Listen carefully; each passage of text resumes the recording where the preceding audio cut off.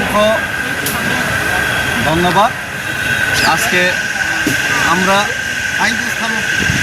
আগরতলা থেকে দিল্লি পর্যন্ত যে পেদল যাত্রা, এই পেদল যাত্রার অভিযানের অন্তিম দিন আজকে যন্তর মন্তরে আমাদের যে প্রদর্শনী, সেই প্রদর্শনীর মাধ্যমে আজকে সমাপ্তি ঘটবে এবং খুব শীঘ্রই আমাদের মহারাজা এবং আমাদের বিভিন্ন যারা এখানে পার্টির ব্যারিয়ার, পার্টির বাধা সেটাকে অতিক্রম করে যারা বিধায়করা আমার সারাই যে বিধায়ক মন্ত্রীরা এখানে যোগদান দেওয়ার উদ্দেশ্যে এসেছেন, ওনারা আসবেন। এবং আজকে খুবই দুঃখের সহিত বলতে হচ্ছে, এটা যে মুভমেন্ট সেটা কোনো পার্টির মুভমেন্ট নয়, সেটা ত্রিপ্রাসার মুভমেন্ট।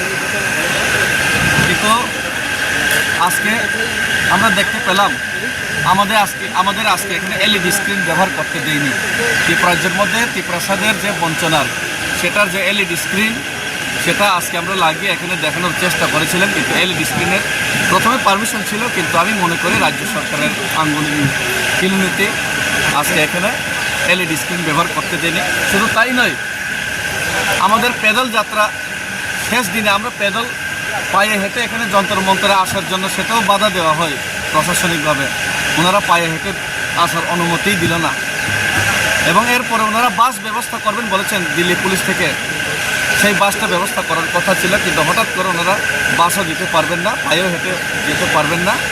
এইভাবে আমাদেরকে আজকে এখানে আমাদের সাথে আমাদের যে ডেমোক্রেটিক গণতান্ত্রিক আন্দোলন সেটার মধ্যেও বাধা দেওয়ার চেষ্টা হলো এবং সেটা আমি মনে করি 110% সেটা রাজ্য সরকারে যারা বসে আছে, যেই নেতারা ত্রিপ্রাসা বিরোধী, সেই ত্রিপ্রাসা বিরোধী মনোভাব নিয়ে যারা বসেছেন সেই নেতাদের আঙ্গুলের হিল নিতেই আজকে ত্রিপ্রাসাদের গণতান্ত্রিক মুভমেন্টে পর্যন্ত আজকে বাধা দেওয়া হলো।